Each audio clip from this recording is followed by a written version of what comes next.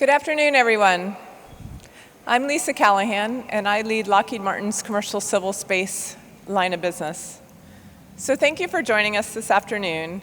So far, I think it's been a great week at IAC. How about you all?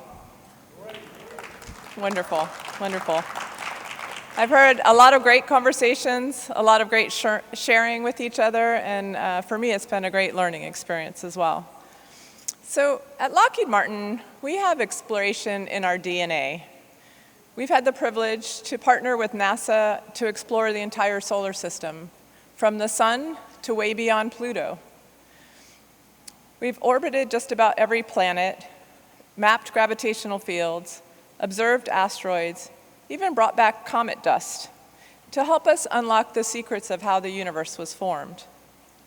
We're currently operating more than half a dozen spacecraft for NASA in our facility in Denver, Colorado. We have OSIRIS-REx that's orbiting the asteroid Bennu, Juno that's orbiting Jupiter, and 3 spacecraft orbiters and a lander on Mars. As astronauts, I'm not an astronaut, as engineers, we like to talk about spacecraft, subsystems, components, or really the what or how we do things in space. But today, I think this afternoon, instead of talking about the whats and hows, we'd like to go beyond that and talk a little bit more around the why we explore. What the scientists, astronauts, and entrepreneurs are going to do at Mars, at the Lunar Gateway, or on the surface of the moon. And more importantly, how exploring these bodies will help us back here on Earth. So to walk us through, I'd like to make the introductions of 2 members of our Lockheed Martin Space Advanced Programs team, Lisa May and Rob Chambers. Lisa is the Deputy Space Exploration Architect at Lockheed Martin, where she develops concepts for human exploration of the moon and Mars. I wanted that. Okay. Prior to joining Lockheed Martin, she was the CEO of Murphy Consulting, and before that, she worked at NASA headquarters, where she led the Mars exploration program. Rob Chambers, who's on your left, the far left, is our Director of Human Spaceflight Strategy and Business Development.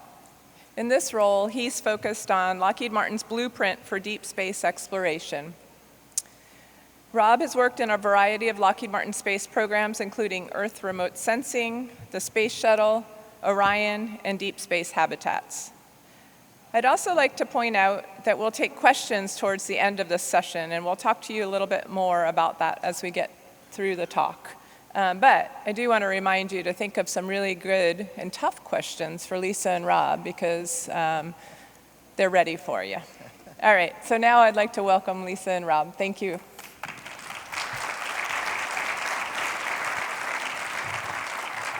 All right, thank you, Lisa. Let's start with just kind of getting into the mood of what this adventure looks like with just a short video to kick things off here.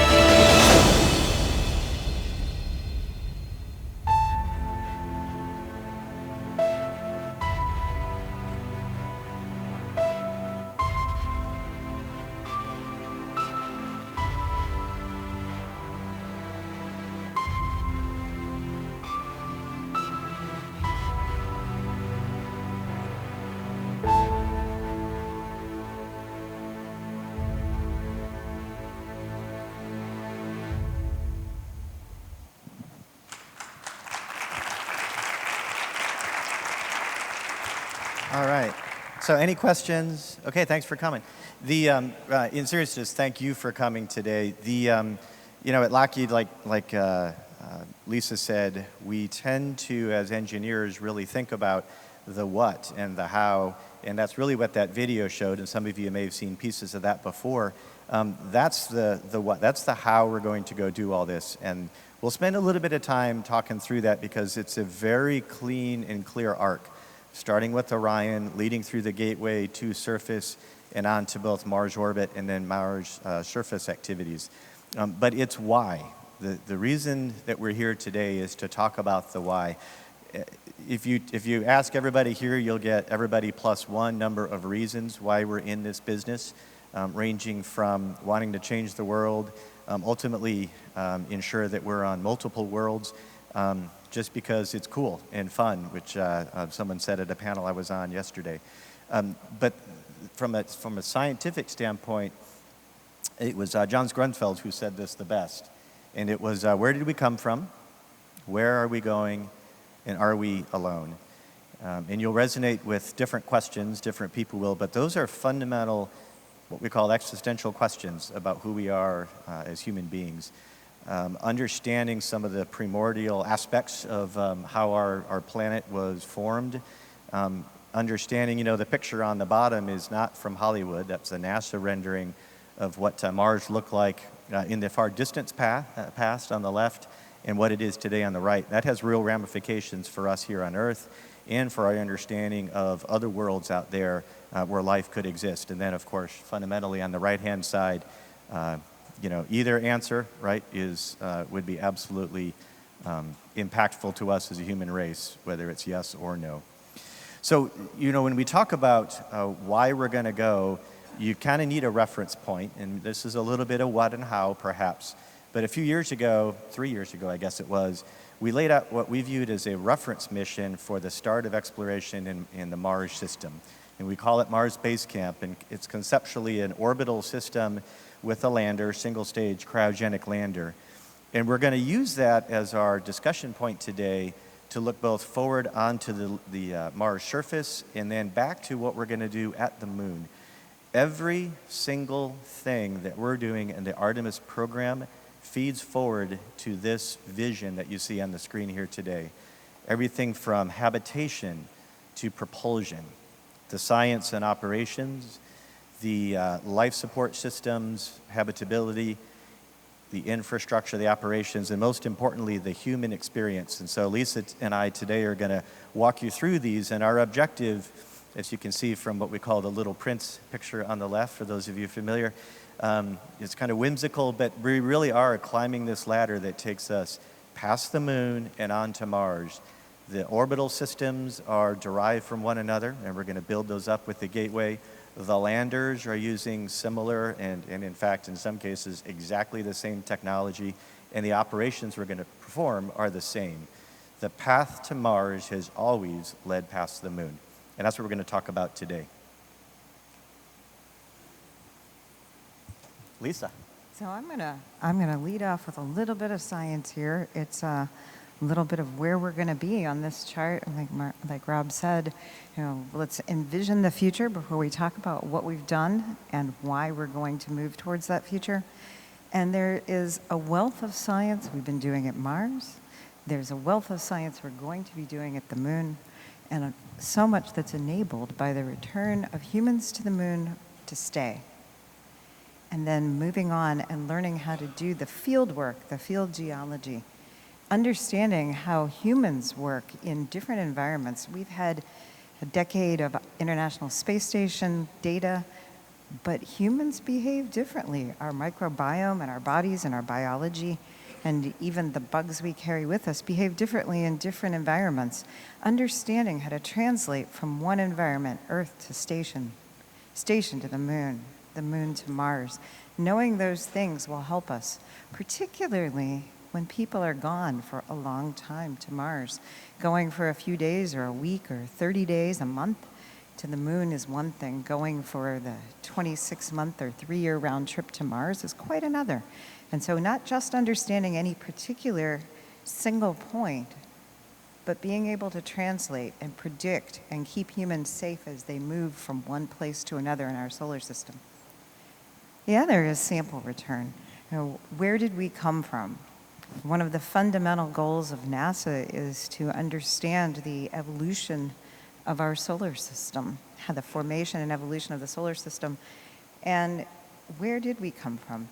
Well, we get hit, everyone knows we get hit with samples all the time, meteorites, but really to be able to take rocks and samples from where they came, when we know their provenance and their origin and their context, and be able to study them, particularly with humans and facilities in situ, as well as back here on Earth, provides a richness of science, a richness of information, understanding not just where those rocks came from, but potentially our origins. The moon and Mars both give us unaltered versions of the past in the solar system that you and I and the trees and our pets and houses and roads have altered forever here on Earth. And things that we could not read from our own planet, we can read at the moon and from Mars. And it's important to understand those things to figure out maybe where life came from and how did it come to the Earth. And another thing that really is important to understand when you have humans, not only can the humans operate and do things with their tools and their hands that the rovers really never will, but they can also operate rovers and robots and landers. And we'll see a few more things as we go through this talk, some of the other capabilities that would extend human presence even with humans there. We've been doing science for a long time in the solar system. As Lisa mentioned, we have had spacecraft at every planet in our solar system at one time or another. Here are a couple of what I find to be completely engaging images from Mars. Mars Express, this is an international conference, not a Lockheed conference, and I want to give a shout out to Mars Express, our colleagues in Europe who now have 2 orbiters at Mars, doing collaborative science with our own, and they discovered this permanent water ice in Korolev Crater with Mars Express. And in Mars Express also, some of you have heard, liquid water just below the surface. Liquid water that talks about a past at Mars, but also talks about a future with humans. That's from Marsus, from the Mars Express spacecraft. And then MRO. The MRO gives you all the glamour shots of Mars you can stand and then some. I love this image. I love this image because it's beautiful. There are several books that NASA has done now called Mars as Art, or with variations on that theme, and I encourage you to find them. But these are hydrated clays. These are things that formed. That scene, those rocks, that soil, that was formed with liquid water. As Rob pointed out, Mars was wet. Mars was wet and warm, and we don't know if it had life or not, but we do know it was an environment much more like our own several billion years ago. So we have these spacecraft, and they do remarkable remote and in situ science. Phoenix, that we built and landed, looked at the pole, the North Pole of Mars, and scooped up some dirt, some soil, some regolith from Mars, and it had ice in it. We saw the ice sublime. Water can't survive at the surface of Mars, but we saw that with our scoop, and we wanted to go scoop more. But Phoenix was a very short-lived mission. InSight is now on the surface of Mars, and it's getting ready to do seismic monitoring. So we've got data on Mars quakes. But also, remember HiRISE that takes the beautiful eye candy shots? HiRISE is also very useful for looking at landing sites, as are the other remote sensing instruments. This is a Themis image of the landing site that was selected for InSight. And we look for features. And this is what we're going to do with people as well, right? We're going to look for features that are safe, that have a big enough landing ellipse so we can put down our spacecraft and let the astronauts safely onto the surface. But they also have to be exciting because humans are complicated. we can't just have safe, we also want exciting. So we find scientifically exciting places using those orbiters, using the science craft. We are starting to inform exploration and also the resources looking, so it has to be exciting, it has to be safe and exciting, also has to have resources that we need in order for humans to survive at that location. Next. So let's talk a little bit about propulsion and habitation. For those of you that have been at the conference, this is not new news, but we are super excited, of course, to be part of the Blue Origin team to land the first woman and the next man on the moon by 2024, along with Northrop Grumman and Draper. The pull for propulsion and for habitation associated with an accelerated lander, and we're going to talk about the value of acceleration in just a second in the context of literally how the stars and the moons lined up. The pull for Artemis from a technology perspective is exactly what we need in order to move on to Mars. So first and foremost, as Jeff said on Tuesday morning, lower right-hand corner, right, liquid hydrogen system for landing on the moon. Those are the same systems we need for, of course, landing at Mars. And long-duration, restartable, in-space, cryogenic hydrogen propulsion is one of those enablers. If you like nuclear thermal propulsion, you need cryohydrogen there as well, right? And the technology required, it is cold. It is very, very cold, and that's a good mechanical engineering problem. It's not new science per se. And as a consequence, the acceleration of that technology brought on by an Artemis 24 landing is directly accelerating humans moving on to Mars. The other piece of that is at the gateway. Now, the gateway is, there's three reasons really that we've been continuing to explain, validate internally and together as a community, and then explaining to the stakeholders three reasons why gateway is critical to this endeavor. The first is it allows for telerobotic access of the entire moon.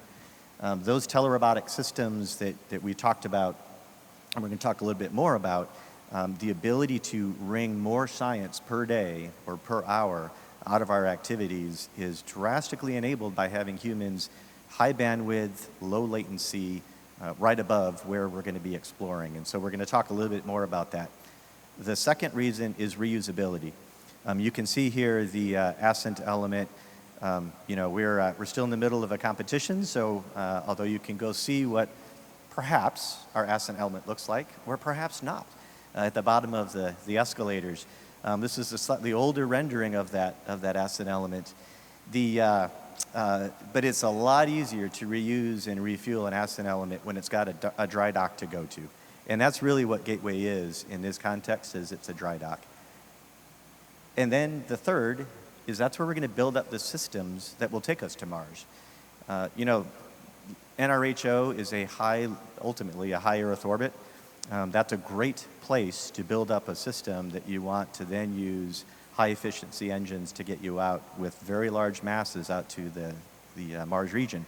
And of course, there's something very interesting in that particular high orbit, and that's the moon. And so the Gateway is an excellent staging ground, a gateway out to Mars. And so that third reason, which is the buildup of the Mars systems, testing, assembly, getting them all checked out, and then moving on to Mars, is one of the three critical reasons why Gateway is just inherently critical, to overuse the word, for moving on to Mars exploration.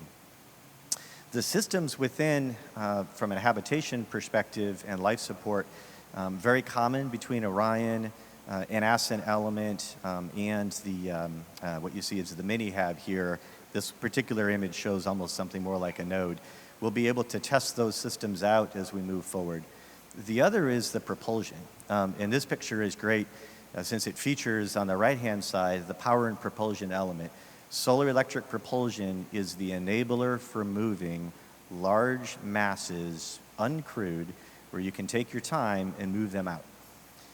With significantly less propulsion, of course, or significantly less propellant, we can start pre-staging elements out at out at Mars and use that same propulsion system to move to different locations in lunar orbit, and that gives us that global access. You want to do North Pole instead of South Pole? Great, take the SCP and move the gateway, and that's where you're going to stage your next mission from. You want to do equatorial, you can do similar capabilities. So, and I think Marshall Smith said it really well, this is not a space station, it's a spacecraft. The gateway is a spacecraft, and it allows us to access anywhere on the moon. So the solar electric propulsion is the big pull, and we need that in order to move on to Mars. And then, of course, we talked about the cryogenic system on the previous slide. So if you remember from our Little Prince picture, we talked about propulsion and habitation as being enablers that we're going to be performing at the moon that lead us on to Mars. And so that's the first two elements of that equation. Now, we talked a little bit about the science at Mars.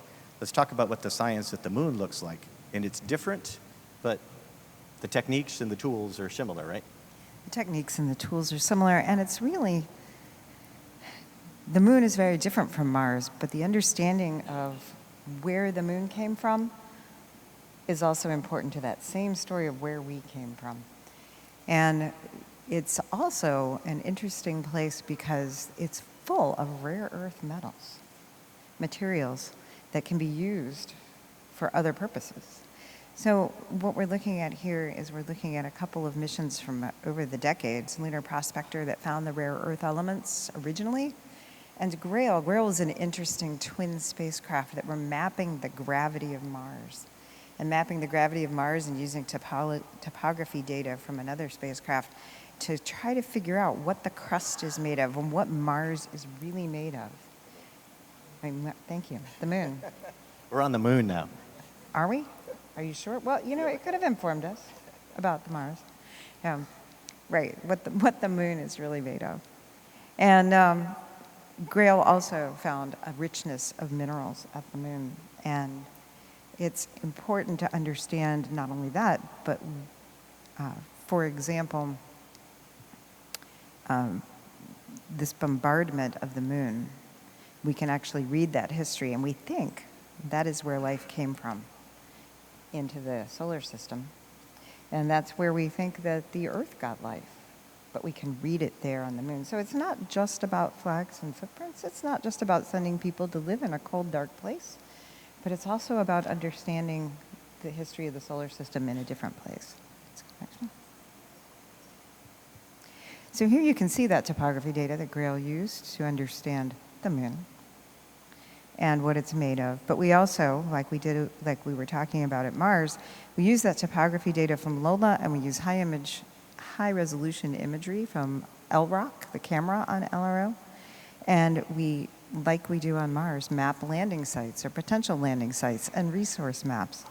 And in fact, if you go to our booth in the exhibit hall, you can fly an ascent element, you can land it on the surface using some of that high-resolution imagery. Interesting, the water ice deposits that were discovered by the instrument on Chandrayaan-1. So the Indian Space Research Organization sent Chandrayaan-1 to the moon, and the Moon Mineralogy Mapper instrument discovered these water ice deposits. And so this collaboration, international collaboration, to identify both resources and interesting historical features of the moon. So I know, we said no gadgets, right? Well, we didn't say no gadgets, we said less gadgets. We want to talk about the why, but the why is, why do we send people? Why are we going? We're going to explore, we're going to do research, we're going to do science, but even though humans are incredibly capable, we still need tools. We still need to extend our reach. We need both precursors, like the robotic scientists we have now, and the robotic scientists we're going to send to the moon with the CLPS program that are going to lay the groundwork of research. Those precursor robots are extremely important for understanding the environment that our astronauts will land in. But also we can provide scouts, we can provide rovers. You can see that's an image of an artist rendition of the Mars 2020 rover, which looks a lot like Curiosity for good reason. But there's also the copter that's going to be flying on Mars, going to go with Mars 2020. And we're going to practice with these robotic explorers, techniques for extending the range of the science of the original lander or the place where the humans are living and doing their research. We have a UAV at Mars. That is actually in design, I believe. I believe that is not just science fiction. Yeah, that's right. You know, the upper left hand is it's not in development, but it's a real design done by our Skunkworks guys actually down in Texas. A few years ago when we rolled out Mars Base Camp, we said, you know, having humans that can in real time control the system, high bandwidth, low latency from orbit at Mars would be transformational. We didn't include it in this presentation, but Curiosity has been phenomenal. If you zoom out and you see the really depressingly small amount of the surface of Mars that we've covered even over the course of this time, the fact that we have learned as much about Mars as we have covering so little area is due in part to the orbital missions that have had us home in on the, what do you call them, exciting. Relatively safe for robots. Right, safe for robots. Safe for robots, but with a UAV, like on the upper left, you can cover almost global coverage now, right? And then with helicopters, quadcopters, you can get down to a regional coverage. So it was really exciting when NASA said, we're going to put a helicopter on the Mars 2020 rover. We at Lockheed are actually doing, I think, the release mechanism. Mm-hmm. JPL's doing the fun part, which is a helicopter. And that will begin flying, and that will begin to prove out it's 0.5% of Earth's atmosphere. Just got to spin the blades fast, and so that will be the first test of that aircraft. And then Dragonfly. Dragonfly is a quadcopter landing craft that is going to Titan. And Dragonfly is going to study both the atmosphere and the surface of Titan. And it's an exciting concept, not just because Titan is one of the bodies in our solar system most like Earth, but also because it's a good gadget. It's a great gadget also for regional and area coverage and extending the range of our human presence when we send humans to Mars and to the moon. You can't really use a copter on the moon, there's no atmosphere, but when we send humans to the Mars. So, because there's no atmosphere on the moon, and we're not going to be sending copters, we do have some concepts that we haven't built yet, like the one on the far right. And that's a hopping lander. Exactly, yeah. So the concept there is, as you want to proceed out, we'll get some level of course, localized terrain with the crew. But if you want to get to that regional coverage, and we'll get global coverage, of course, from the operations from the gateway, but if you want to get regional coverage with higher resolution, a hopper, which is an analog, I would say, of a helicopter, is the way that we can do that. Going back for a moment to Dragonfly, one of the cool things, and by the way, that's a partnership with APL, and we're very happy to be on that team to work with those folks. One of the features of that system is it's going to be looking at real-time terrain. As we begin to move further out into the cosmos, at least the solar system to start with, we're going to become more and more self-reliant, more autonomous, and we'll talk about that in just a moment. But these systems are becoming more capable and more complex, and they have to, because the further out we move as humans, and we're going to talk about this coming up here, the more data we're creating, and yet we've got this throttle, this bottleneck back to Earth. So that's really going to be pushing the boundaries of technology here. So what Rob was mentioning is the data. There are a lot of things that we need to practice. There are a lot of things we need to understand and a lot of things we need to improve. Why? Because when we have people, we are going to have data. We're going to have needs for the astronauts to improve their productivity and keep them safe. And those are communication challenges. I've actually did a panel on what kind of communications astronauts need for themselves, for their ability to talk to mission control when they're far, far, far away, or their ability to communicate with their families. So living and working on another world has some challenges that sending a robot may not. And distance, I mean, that's an inverse square law, right? I mean, it's a square law that it's going to take more and more and more power if you try to communicate directly further and further and further away. So we've got some analogies on this chart, and first we've got orbiting the Earth, we have station. Orbiting the moon, we have Gateway. And then we have good old MRO around Mars doing data relay from the surface potentially. So I'm giving this as a comparison. If you're only 400 kilometers from the Earth, it's pretty easy to communicate real time. There's a slightly greater delay and a little more power if you're communicating from the Earth to the moon. But what if you want to go somewhere where you can't see Earth? What if you're on the far side, exploring into the solar wind or what those places people have never been? There's a need still to maintain safety and communications and learn from the astronauts who are over there on the far side or in a crater. And then we use the Gateway as a relay. We use the Gateway like we're using the Mars spacecraft for our robots. So, and it's an analogous capability. And one of the things that the moon and the Artemis program is going to give us is the ability to figure out how we're going to do that work. How are we going to relay? When do we need relay? When we have people there far away? How do we cut the ties with Earth a bit? How do we not communicate every day, all the time, real time? How do the astronauts become more and more self-sufficient? What do they need? And so those systems and operations and practices are very important for getting us prepared to go further and productive when we're there. One of the other things I want to mention is, this is not to scale, but the planets have different orbits, we know this, and there are specific planetary launch periods if you are going somewhere not so close to home. And so while we are thinking about 2024 as sounding potentially arbitrary, really it's an important thing to have a mark to hit. It's an important thing to drive our capabilities both in design and development and test, but also in operations and practice to meet things that are fixed and unmovable, like the orbits of the planets.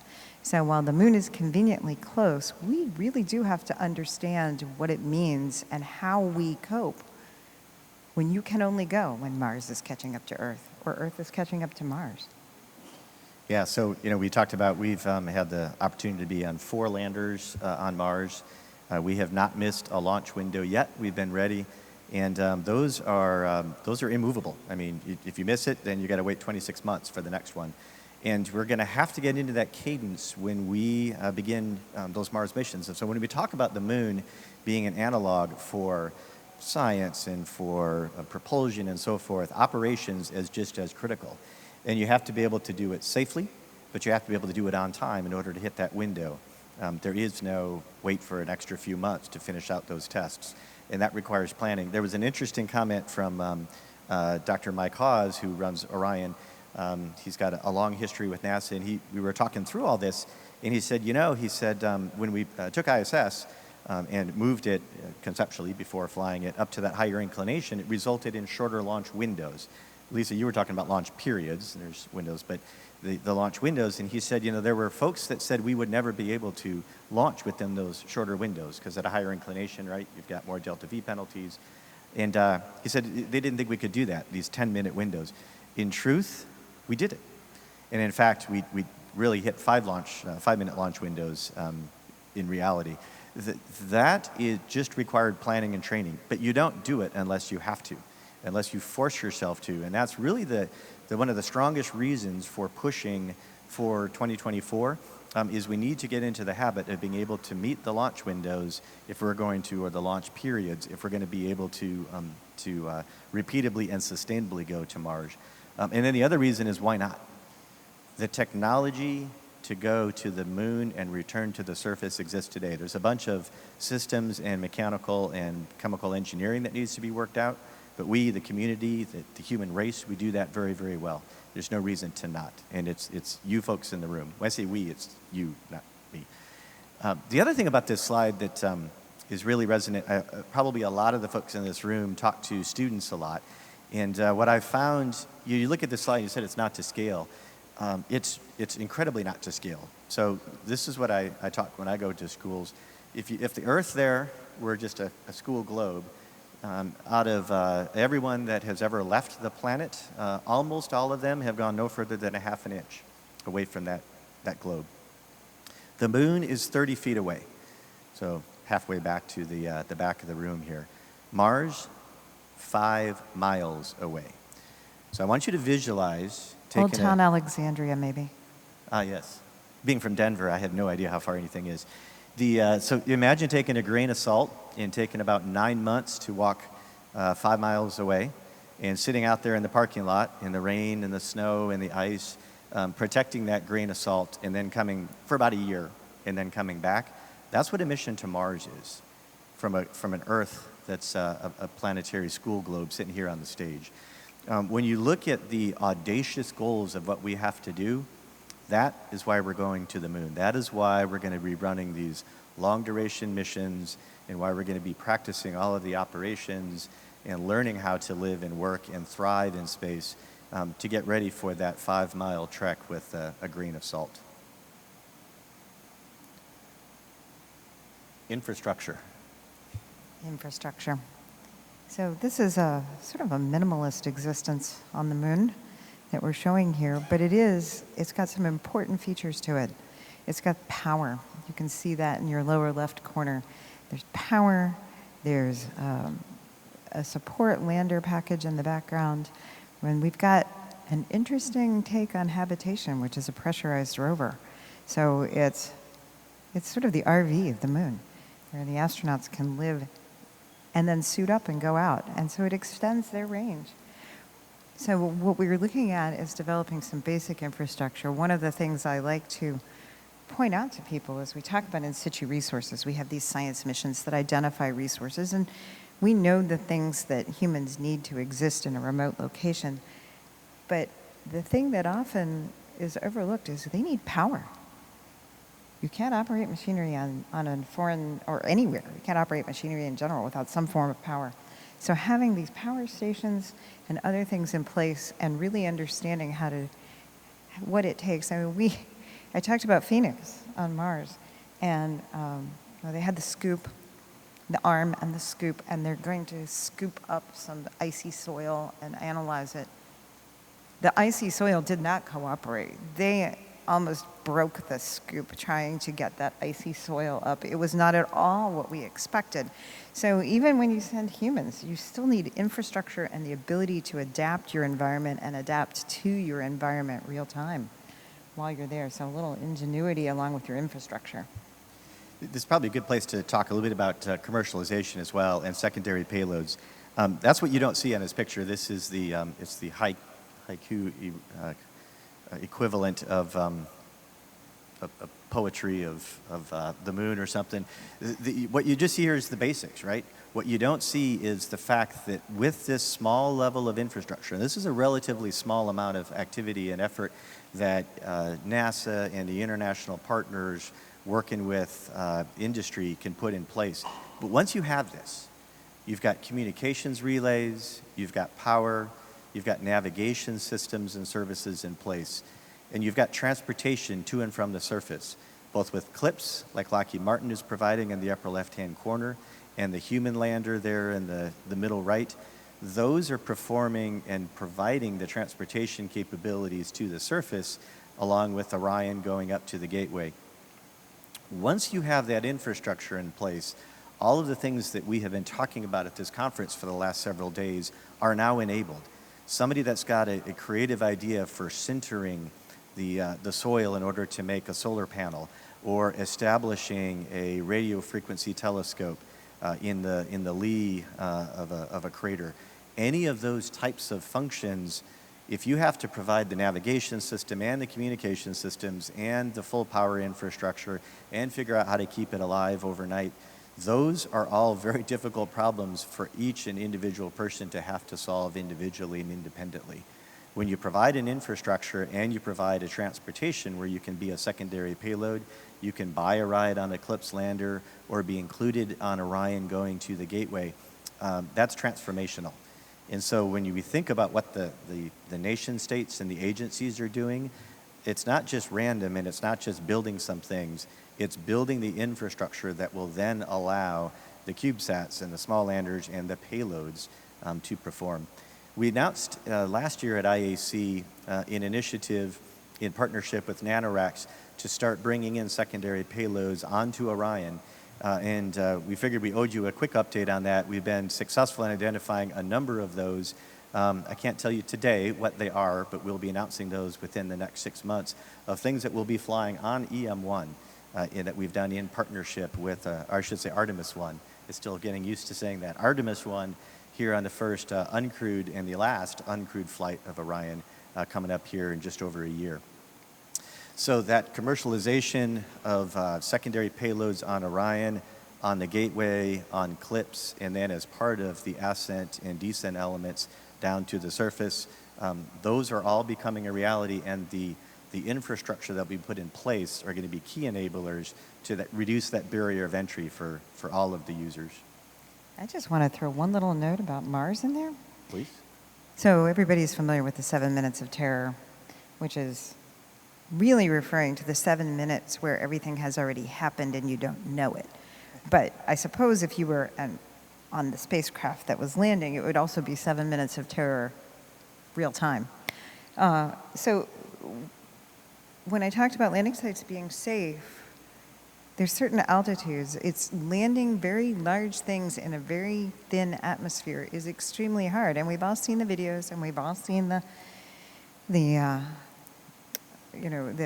animations and the sky crane and earlier the airbags. So when Rob was talking about that transportation that enables an economy on the moon, that enables, I love the phrase that Jeff mentioned on Tuesday, the entrepreneurial dynamism, when it takes the barriers away from that for the moon. The barriers are even bigger at Mars. And so practicing and preparing and being able to stage and move on to Mars and provide that same infrastructure, not just for astronauts, not just for science, but for everyone, is an enormously powerful why. So we do want to take some questions from you all. Do not ask for detailed designs on the lunar lander because I can't tell you, but any other topic. And while we got folks that can provide some, run some mics, so raise your hand. I wanted to say one last thing, and that is the difference between the left hand and the right hand side isn't just widgets and gadgets. It's also a fundamental change in how we view ourselves. And so when you talk with the kids are going to make a lot of this happen that are in school today, and again, you talk about globes and 5 miles and grains of salt. Remember also what Earth looks like from these locations. When you're in low Earth orbit, unilaterally, and you can talk to any of the astronauts, the ones that I've talked to have said, I felt very connected. It turns out the lines on the maps aren't on the surface and so forth, and I felt connected with one.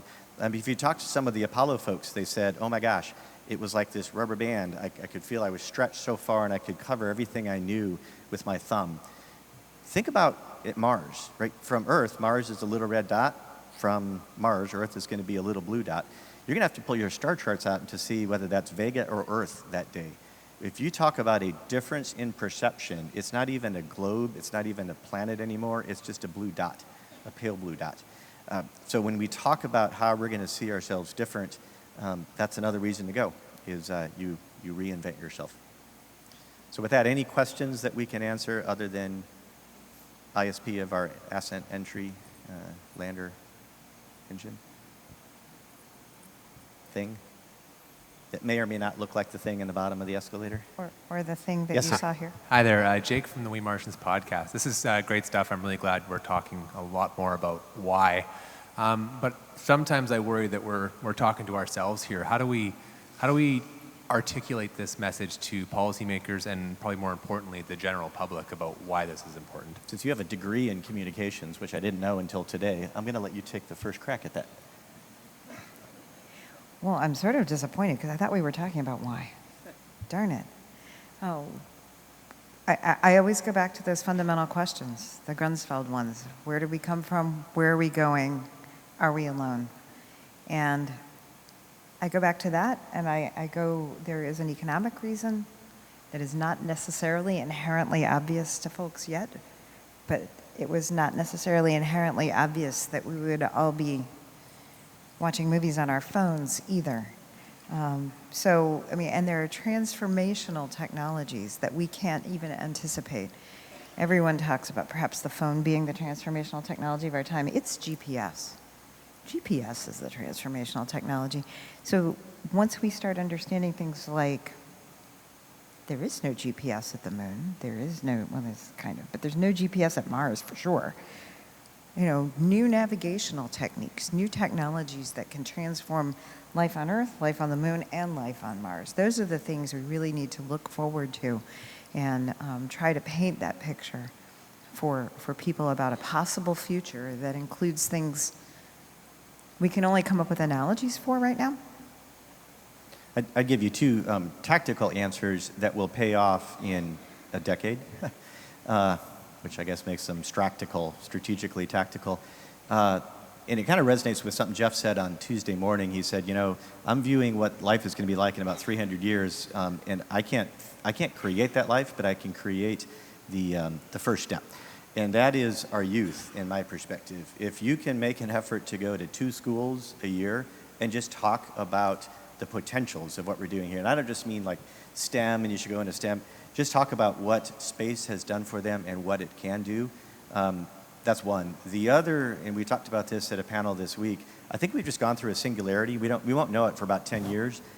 The invention and development and propagation of CubeSats will have completely transformed how we do, not just how we do science and how we do communications, but also how our youth are engaged. I mean, I'm really glad that I already have a job at Lockheed, because I could not get one today if I didn't have built like 3 CubeSats in my dorm room in college. Those are the resumes that we're seeing. That is transformational to how people are engaged in space. And so encouraging or mentoring at any school or even a community college or a local college on building those, that is how at the ground level that things will completely change in terms of exploration. Another question back there. Thank you guys for this talk. You spoke a little bit about the infrastructure required for Moon and Mars spaces. In terms of reliability, do you think the reliability we have on life support systems on the ISS can equivalently be applied to Moon and Mars spaces? Because ISS is just next door, but you know, Moon and Mars, they're quite far away. Yeah, so I've got 3 words, 3D printing. That is how we're going to do this. If we try to fly 17 strings of avionics so we can have a 99% probability of, you know, 1 string still working after 3 years, we will not be able to take off. I don't care how big the rocket is. We have to maintain and fix things, and we can't afford to take spares. It's really interesting. We talk about spin-offs and spin-ins. We were talking to some guys from Sikorsky, and we were just talking about habitats. I don't even know how it came up. And they said, gosh, your logistics train sounds like really lean. And I said, yeah. They said, it sounds like when we put a fleet of Sikorskys out and we deploy them someplace, we have to decide what we're going to take and what we're going to build in the machine shop. And I'm like, that's brilliant. That's exactly what we're doing. So we do this every day. Well, not all of us, but there are people on the Earth that do this every day. We're going to have to be able to, I want my Earl Grey hot along with, Eclipse Valve 74 come out of my replicator, my 3D printer, so I can go put that into the Eclipse system. That's how you can actually be self-sustaining. So it's all about maintainability and not as much about reliability. And I'm just sitting here visualizing how that will transform manufacturing here on Earth. Yep. Got time for probably one more question. So, here we go.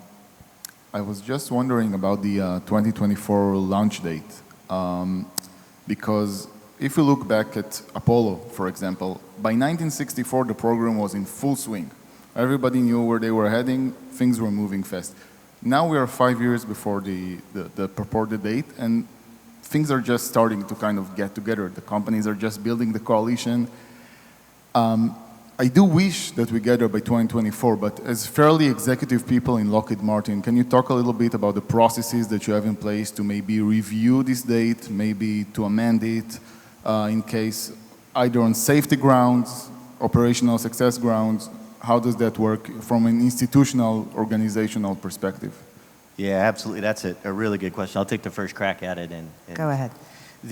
So we've been thinking about this for a long time. We always, and when I say we, I mean all of aerospace, is constantly thinking, how could we accelerate things? When Vice President I think it was March, it feels like 4 years ago, a lot has happened since then. But when he said, hey, we want to go by 24, there was kind of this silence. And I think we were probably the first company that raised our hand and said, yeah, well, yeah, we can do it. And by we, again, we meant everybody. This is too big for one company. The will and the skill of everybody is required to go do this. It's the greatest team sport in history. But we knew what everyone else had been doing. If you look back, our partner Blue Origin had been working on landers and that cryogenic propulsion system for years. And we have been watching what they've been doing over time. For us personally, the safety critical part of that landing is the ascent element. You have to have, and this is I'm not telling you anything that's not in public, you can go look at the requirements. Anytime return back to the gateway, anytime abort, it's really an early return. Your life is dependent on that ascent element. And the only way safely that we can see to go down to the moon that quickly, 4 years, 5 years from now, is with systems that already exist, systems that are space qualified, that have had the full insight by NASA and the co-development over the years. And so when we said, yeah, we can do it, it was, yeah, you're going to take your multi-purpose crew vehicle, which is the official MPCV, not the world's greatest acronym, but that's what Orion's official name is, multi-purpose. Well, one of the purposes is to ride down to the moon and bring you back up to the Earth. Eventually to the Earth, but at least to the gateway initially, and then back home with Orion. So using that system already in existence, that's what enables 24. So when we talk about, we've been kind of eating our vegetables for a long time, right? In LEO, learning how to work and operate in space. We've been investing for about a decade on Orion to get it ready to go into deep space. Those systems are ready to then be used. And so it's just a little bit of a push to then create the descent element and the transfer vehicle using other systems that were already being developed. And at the end, fast does not mean reckless, and fast does not mean incautious. What it means is use what already is certified and what you've got, and only invent what you need to. And I'm just going to add one thing. It's something you mentioned earlier, but I'm going to repeat it now. We've been privileged to be part of 4 landers, and I've lost count of how many orbiters at Mars and other planetary bodies. We've always been ready. We got time for one more question, sure. So this has done a really good job of explaining how Moon and Mars connect, from a programmatic point of view. How does Mars sample return fit into this sort of broader picture? How does Mars sample return fit into all of this? That is a super question, and I can't see who it is, but it's probably someone who knows me. Mars sample return is so important on its own for us to be able to really understand the history of Mars and to be able to apply all of the gadgets and widgets and smarts like we do with the Apollo samples, lunar samples here at Earth. Is it 100% necessary to send astronauts? We could stay here for a really long time, and we could take it row by row, and everyone would have a different opinion on that as to whether we absolutely have to understand that. And Lisa Pratt was talking earlier today that having one categorization for all of Mars doesn't make sense. One planetary protection scheme for the entire planet doesn't make sense. So it's where we go to return samples, where we send astronauts to do their work, and how that interleaves is going to evolve. But this is Lisa, former person who had their turn in the barrel at Mars sample return for 8 years. I think it's vitally important just on its own, of its own merits. Yeah, I think from a exploration and from the ecosystem that you see, the gateway and getting into Mars orbit, they provide additional opportunities to break the chain and to ensure the custodianship of the samples safely and getting them back to Earth. There's lots of ways to do it, and what I would say is that the human spaceflight activities provide additional options for how to go about doing it. And maybe not even for the first sample return, but certainly for subsequent ones, right? It gives you the opportunity to high-grade samples before you decide what you bring back to Earth. Suddenly, when we have the rich opportunity to pick and choose after our robotic precursors and scouts have done their job, then we will be using those assets to bring even better and more samples back to Earth. Okay, that's all the time we have. Thank you so much for joining us, and on to the moon and Thank Mars. you.